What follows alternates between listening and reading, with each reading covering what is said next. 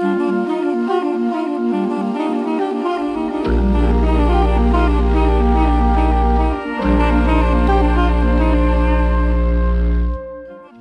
première nouvelle, Le temps du mot à voix basse, raconte, du point de vue d'un enfant, la guerre et ses déchirures.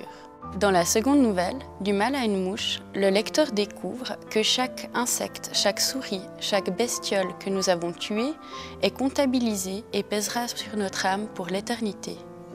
Traité de manière différente, c'est le même sujet qu'aborde Annelise Grobetti.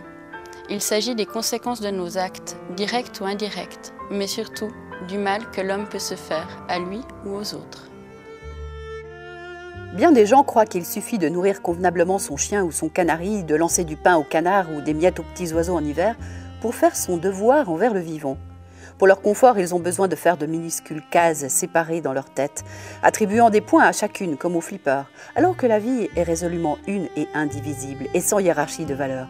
Je veux dire que tout se tient, du plus infime organisme au plus imposant, et que tous, lucioles ou champignons de sumo, sont animés par le même fragile principe de vie et valent tous également au dernier vivant. Il est donc essentiel de respecter de la même façon pucerons et paons, passereaux, fourmis, lynx et enfants. Épargner délicatement la chenille en lavant sa salade n'est pas plus sot que de sauver un prisonnier de guerre.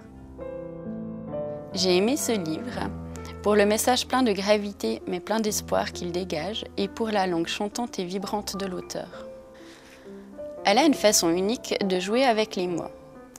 C'est aussi le travail de mémoire qu'est ce livre qui m'a touchée. On oublie souvent le poids des faits historiques et surtout notre capacité de nuisance.